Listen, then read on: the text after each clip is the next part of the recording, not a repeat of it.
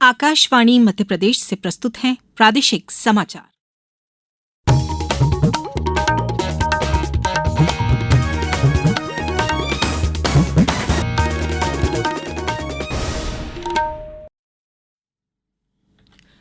नमस्कार, समाचारों के साथ मैं राना शाहिद।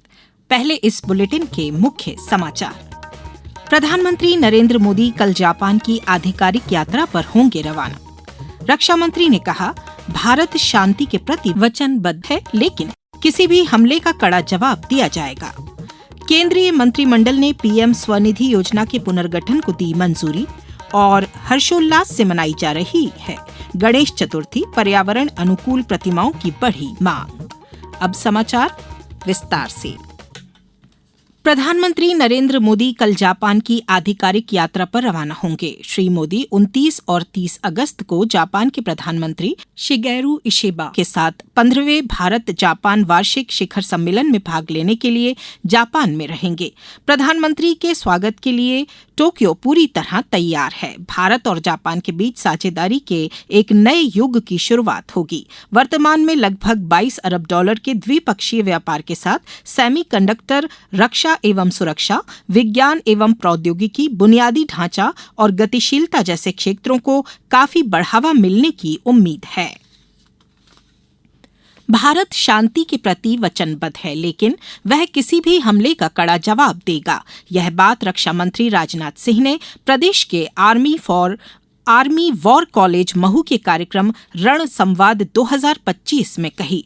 रक्षा मंत्री ने कहा कि संघर्ष के बीच भी संवाद महत्वपूर्ण है। उन्होंने कहा कि भारत ने कभी किसी युद्ध या हमले की पहल नहीं की है। श्री सिंह ने कहा कि अगर चुनौती राष्ट्र के लिए आवश्यक बन जाती है तो यह पूरी शक्ति से जवाब देगा। उन्होंने कहा कि हमें अपने देश को हमारी एकता, हमारे स्पष्ट इरादों और पूरी वचनबद्धता के साथ आगे ले जाना चाहिए। इस विश्वास के साथ हम 2047 की ओर बढ़ेंगे और देश को नई ऊंचाई तक ले जाएंगे। इस दौरान chief of defence staff general Anil Chauhan, admiral Dinesh Kumar Tripathi, air chief marshal AP Singh और लेफ्टिनेंट जनरल पीपी सिंह ने आर्मी वॉर कॉलेज में स्पेशल फोर्सेज ऑपरेशंस और एयरबोर्न एवं हेलीबोर्न ऑपरेशंस पर 2 संयुक्त सिद्धांत जारी किए।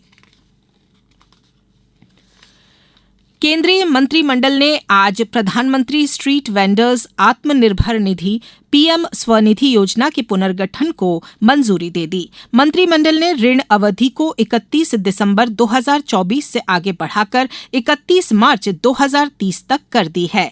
पहली किस्त के ऋण को 10,000 रुपये से बढ़ाकर 15,000 रुपये और दूसरी किस्त के ऋण को 20,000 रुपये से बढ़ाकर 25,000 रुपये कर दिया गया है, जबकि तीसरी किस्त 50,000 रुपये पर अपरिवर्तित रहेगी। सरकार ने कोविड-19 महामारी के दौरान अभूतपूर्व कठिनाइयों का सामना करने वाले रेहड़ी पटरी वालों की सहायता के लिए 1 जून 2020 को प्रधानमंत्री स्वनिधि योजना शुरू की थी। इसके साथ ही केंद्रीय मंत्रिमंडल ने राष्ट्रमंडल खेल 2030 की बोली लगाने के युवा कार्यक्रम और खेल मंत्रालय के प्रस्ताव को स्वीकृति दे दी है। बोली स्वीकार होने पर गुजरात सरकार को आवश्यक अनुदान सहायता देने को भी मंजूरी दी गई। राष्ट्रमंडल खेलों में 72 देशों के एथलीट भाग लेंगे। मुख्यमंत्री डॉक्टर मोहन यादव ने कहा है कि उज्जैन देश की आत्मा है। देश की धार्मिक, सांस्कृतिक एवं आध्यात्मिक ऊर्जा का प्रमुख केंद्र है और इस ऊर्जा का मूल आधार स्वयं बाबा महाकाल हैं। मुख्यमंत्री उज्जैन में आयोजित ग्लोबल स्पिरिचुअल टूरिज्म कॉन्क्लेव के दौरान बोल रहे थे। उन्होंने कहा कि उज्जैन शहर आज देश की धार्मिक आस्था और परंपराओं के संवाहक के रूप में प्रसिद्धि पाकर the best religious and spiritual destination बन चुका है। कॉन्क्लेव में केंद्रीय पर्यटन एवं संस्कृति मंत्री गजेंद्र सिंह शेखावत ने कहा कि उज्जैन में पर्यटकों की संख्या बढ़ी है। पहले जितने लोग साल भर में आते थे, उतने अब 1 से 1.5 हफ्ते में आ जाते हैं। मुख्यमंत्री ने अन्य कार्यक्रम में कहा कि विक्रम उद्योग पुरी में देश ही नहीं विदेश वाले भी उद्योग लगा रहे हैं।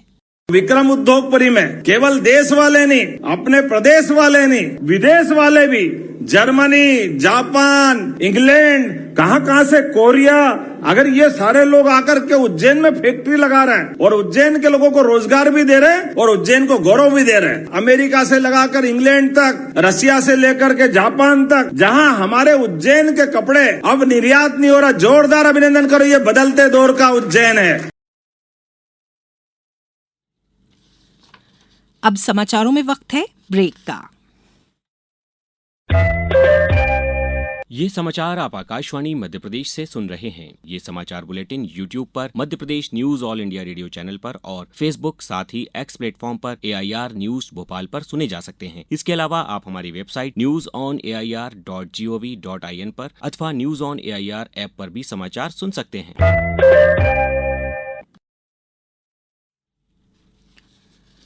ब्रेक के बाद समाचारों में एक बार फिर आपका स्वागत है। जय जी गणराज विद्या सुखदाता, धन्य तुम्हारो दर्शन मेरा मन रमता, जय देव जय देव। देश भर में गणेश चतुर्थी का पर्व बड़े ही हर्षोल्लास के साथ उत्साहपूर्वक मनाया जा रहा है। प्रदेश में सरकार ने आज के दिन सामान्य अवकाश घोषित किया है। जगह जगह पंडालों में गणेश जी की प्रतिमाएं विराजित हो रही हैं। गणेश चतुर्थी के अवसर पर राज्यपाल मंगूभाई पटेल और मुख्यमंत्री डॉक्टर मोहन यादव ने प्रदेशवासियों को बधाई और शुभकामनाएं दी हैं। धार जिले में इस वर्ष मिट्टी और गोबर से निर्मित गणेश प्रतिमाओं की भारी मांग रही है। जबलपुर में पर्यावरण अनुकूल गणेशोत्सव का उत्साह देखने को मिल रहा है। घरों में बच्चे और बड़े मिलकर मिट्टी की गणेश प्रतिमाएं बना रहे हैं। उधर खंडवा SP मनोज कुमार राय अपने परिवार के साथ पुरानी अनाज मंडी पहुंचे और स्थानीय कारीगरों से मिट्टी की गणेश प्रतिमा खरीदी। SP मनोज कुमार राय ने कहा, पर्यावरण की दृष्टि से ज़्यादा बेहतर मिट्टी के गणेश जी होते हैं, उनको लोग लें। और मैं सबसे अपील भी करता हूं कि POP को छोड़ें और गणेश जी की मूर्ति मिट्टी की लें और इस त्यौहार को हर्षोल्लास के साथ मनाएं। केंद्रीय कृषि एवं किसान कल्याण और ग्रामीण विकास मंत्री शिवराज सिंह चौहान ने आज भोपाल में कहा कि आज गणपति बप्पा पधार रहे हैं। श्री चौहान ने कहा कि हमारा देश आत्मविश्वास से भरा है, अन्न के भंडार भरे हुए हैं। हमारे वैज्ञानिक, किसान, उद्यमी, व्यापारी, नौजवान और 144 करोड़ भारतीय इतना सामर्थ्य रखते हैं कि दुनिया में हमारा देश सबसे आगे होगा। शिवराज सिंह चौहान ने कहा, अन्न के भंडार भरे हुए हैं हमारे, केवल अपने देश नहीं, जरूरत पड़े तो दुनिया को भी खिलाने का सामर्थ्य हमारा। हमारे वैज्ञानिक, हमारे किसान, हमारे उद्यमी, हमारे व्यापारी, हमारे नौजवान इतना सामर्थ्य रखते हैं कि कैसी भी परिस्थितियां आए अपने देश को भी हम आगे ले जाएंगे। भौतिकता की अग्नि में दग्ध विश्व मानवता को भारत की शाश्वत शांति के पथ का दिग्दर्शन कराएगा और दुनिया के काम आएगा। श्रम विभाग द्वारा प्रदेश के गिग एवं प्लेटफॉर्म श्रमिकों तथा अन्य असंगठित श्रमिकों के पंजीयन अभियान चलाया जा रहा है। इसके अंतर्गत 5 सितंबर तक ई-श्रम पोर्टल www.eshram.gov.in पर पंजीयन किया जा सकता है। निःशुल्क पंजीयन के लिए आधार नंबर, आधार लिंक्ड मोबाइल नंबर तथा IFSC कोड सहित बचत खाता क्रमांक की आवश्यकता होगी। मोबाइल के माध्यम से अथवा अपने निकटतम कॉमन सर्विस सेंटर ऑनलाइन दुकान यह पंजीयन करवाया जा सकता है। पंजीयन से संबंधित किसी भी जानकारी अथवा समस्या के निदान के लिए 073124328222 नंबर पर संपर्क किया जा सकता है। अब कुछ समाचार संक्षेप में। मेजर ध्यानचंद जी की जयंती के अवसर पर बैतूल में 29 अगस्त को केंद्रीय जनजातीय कार्य राज्य मंत्री दुर्गादास उइके द्वारा सांसद खेल महोत्सव 2025 के रजिस्ट्रेशन का शुभारंभ किया जाएगा।